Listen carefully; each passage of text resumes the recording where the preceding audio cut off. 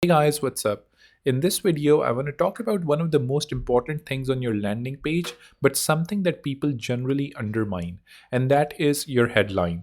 The first thing users see when they land on your website is the headline of your site, as many of you know, and it might seem like a small detail, but trust me, it's not. It's one of the most important elements of your landing page. In this video, I'll show you 5 powerful tips to create SaaS headlines that grab attention, engage users, and drive conversions. So let's have a look at it. So, what are the 5 tips to craft a powerful headline? The first one is you should focus on your core benefit. Your headline should answer a question. And the question is, what's in it for me? Instead of listing out features, highlight the most important benefit that your SaaS provides. Generally, as a whole, you may have a lot of things that your SaaS provides, but what's that one thing that encompasses the value that your SaaS provides? For example, if we look at Zapier's headline, Automating Without Limits or Automate Without Limits, it instantly tells users what they'll gain: freedom from manual tasks. As you can see, this is really simple and it highlights the core benefit immediately. So that's one, highlighting the core benefit. Number 2 tip is keep it simple and scannable. As we've already seen in the previous example, just 3 words basically highlight what Zapier is trying to do or the value that it provides to the user. Ideally, you should avoid complex headlines that are really long or have a lot of jargon that the user may not understand. Or, for example, they may use terminology or, let's say, words that are hard to understand for most people that are not native English speakers. You have to understand when you're creating a website, it's not just for native English speakers, it's for everyone in the world, hopefully.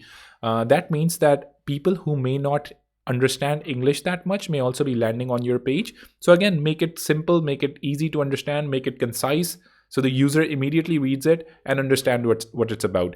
Have a look at ClickUp's headline. Look, ClickUp actually says something like the everything app for work. Now, as we can see, okay, it's an app for work and it's also an everything app. So basically it communicates that it's for work, and it also includes a lot more than the standard applications. If we actually look at some of the other competitors to ClickUp or other products in this particular domain, you can actually see that most of these headlines are so similar. It seems like each one of them is actually ripping each other off. So Monday.com, made for work, designed to love. If we look at Slack, where work happens. If we look at Asana, where work connects. I mean, just have a look at these headlines and see how similar they are. But the thing is, all of them are really simple, and they're all talking about how this is the place where work is going to be conducted. So again, keep it simple. Pro tip, in my opinion, is keep it under 8 words. The shorter it is, the easier it is to hook users who are just skimming through the page. The third one is use action-oriented words.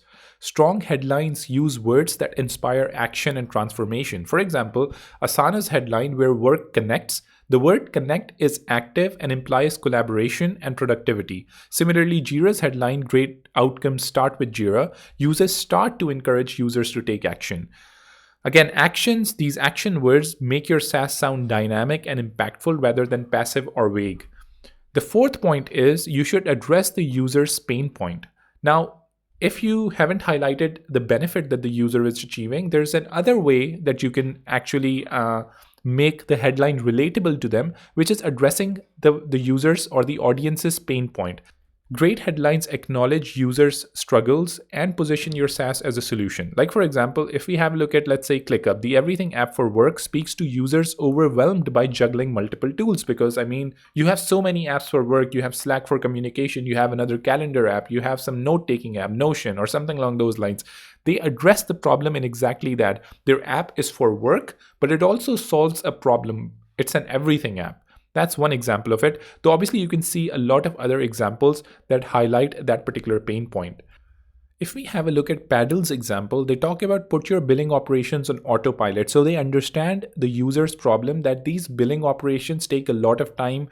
They are a lot of mental hassle. So why don't you just go ahead and actually put that on autopilot? So again, it's addressing a user's pain point and highlighting the value that the product provides as well. The fifth point is that you should align with your target audience. Your headline should resonate with the specific audience you're targeting. You can follow all of the instructions and create a stellar headline, but if it does not align with the target audience that's going to be coming to your page and actually going to be buying the product, then it doesn't really matter. Like for example, if we look at Shopify mentions be the next big thing.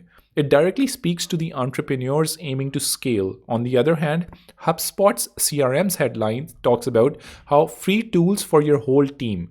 Now, it appeals to businesses looking for affordability and collaboration. So, when users feel the headline is directly speaking to them, they're more likely to engage and explore further.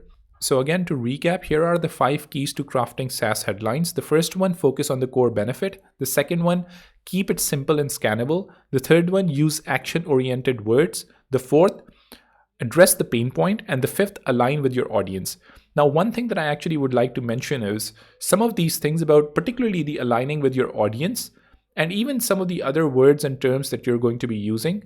You can never be sure what's actually going to stick with the user. You can never be sure as to what particular action verb or what particular action oriented word, or let's say the length, is going to make sense. And even from a design perspective, how big the font should be, what the color should be, and stuff along those lines.